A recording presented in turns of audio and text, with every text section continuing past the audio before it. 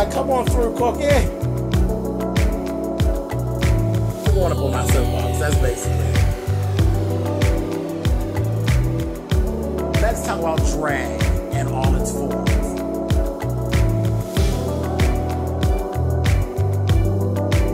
What, Cookie?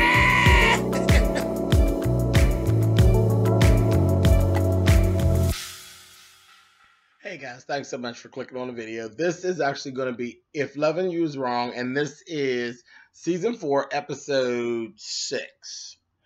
Okay, we start right off. We're at the hospital. We're back at the hospital. You know, when we left off, Ben actually had his crackhead behind up in the room. Eddie had given him a syringe with something to actually inject into Pete's IV to take him out. And he was in there, and they were both looking real suspicious because you got Eddie. Eddie's in plain clothes. And the nurse, Tina, actually knew that Crackhead Ben was the one supposed to be patrolling the room. But now he's in the room. So she actually called the other cop, that's a friend of hers, on the phone and told him, you need to get down here right away. Something's going on. And she said, he told her, I need you to get in that room right now, get another nurse and go in that room. So that's what she ended up doing. Crackhead is in there fiddling and fumbling around. He ain't got but one hand and one nub. So he's in there trying to get it together and can't get it together. And she comes in with another nurse and they're like, well, what's going on? This, that, and the other. And he's like, oh, nothing. She's like, I thought you were supposed to be patrolling outside. And he's like, well, yeah. She's like, how are you doing with your pain meds or whatever? She diverts the conversation. And he's like, not really wanting to talk. He's like, oh, no, I kicked that, this, that, and other. She's like, good for you. So she ends up telling the other nurse, go up to maternity and get a wireless camera and bring it down. I want to put a wireless cam in this room so I can watch this patient.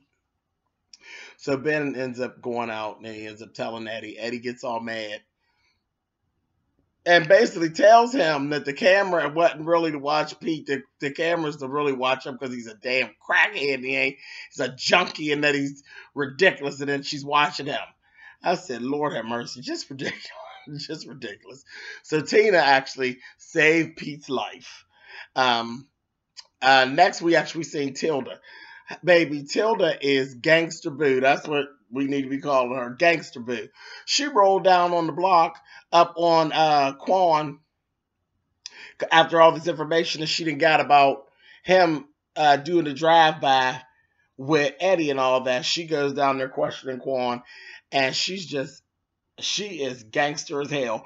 She basically lets you know that she's the one that actually put him on the block. She gave him all the connections so that he could be out there on the block. Well, what mother does that and puts their own son out on the block? But whatever. But she was really all about it. That outfit's telling it all. But she came out there and he's like, you can't be rolling up on me and my boys like this, that, thing, and the other. She's going to say, what? She was like, what do you mean? He said, my boys is all around. Instead of, she pulled a gun out of her purse and shot one of them in the leg, and the rest of them all ran. She going to say, now they're gone. I said, oh, well, okay, Tilda. She's a mess. Oh, goddamn gangster bitch. I said, okay. So she gets to telling Quan, said, they're actually calling you Quandra out here because you done let punk-ass Joey rob you. Natalie's punk-ass son, Joey. It's like a joke. I said, okay. And she's like, you know what? I want him dead.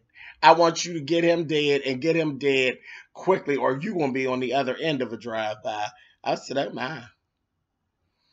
She's smacking him and carrying on and just being all mean. And then when she got done talking to him, she going to tell him, you give me a kiss. I was like, how's that for nurturing? All right, Tilda. Anyway, it was different, and she wanted what she wanted. That's her thing. She wants Joey killed. Period. So Quan actually does have a plan for it. Of course, he wants to rob the little girl Fawn, and he has a plan for the whole thing. So that's, I guess, gonna They're going to try to do that little thing somewhere in there.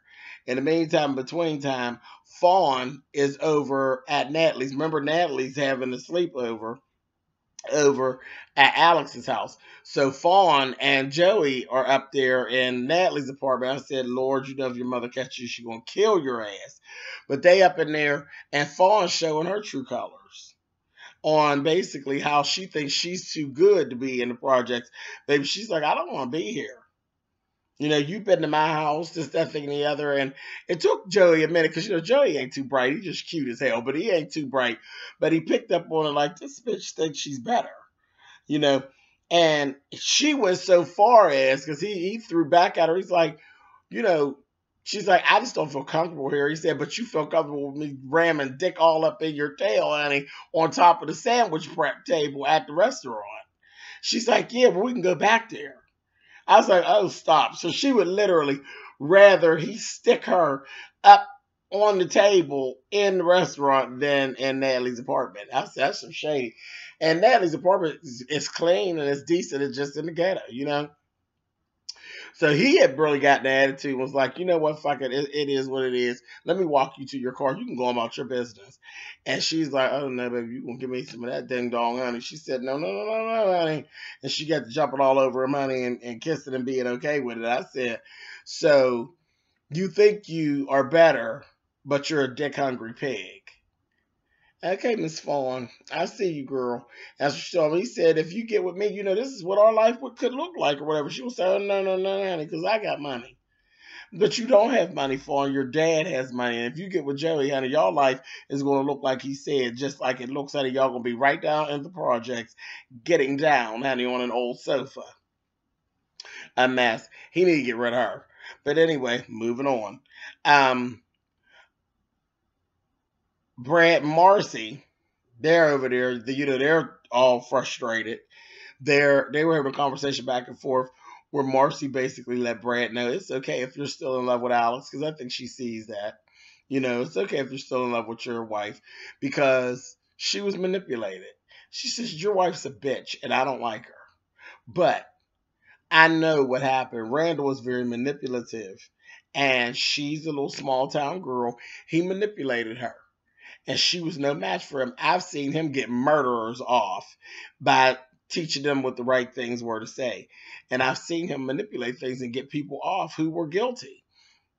And Brad assured her, you are giving Alex not enough credit because she's a manipulative bitch who could turn it on and turn it off, and she did exactly what she wanted to do, which was fuck your husband and carry on and create all this problem. So it is what it is, but I do still love her. But he basically let her know, all of that being said, that's all nice. But I still really want to stick this up in you real quick right here because I'm really frustrated. I'm sick of these love movies. I'm sick of these love songs that have been playing on the radio, and I really want to give you some of this hot one, honey. And they kind of, that's where they ended out with them for the week. I said, Lord, okay, we know what's going to happen with them, baby. I think Miss Marcy going to end up looking at her shoes again, baby. He going to give her something. Z Shore told her, last thing he told her, he's like, yeah, you, I like action, you know, because they were talking about these love movies, and she's like, yeah, I don't want to watch all that. He going to say, yeah. She said, well, how about we just watch an action flick? He going to say, yeah, I like some action. I said, I ain't on no damn movie. But, yeah, I think she's going to end up looking at her heels to the sky. So that was basically it on them.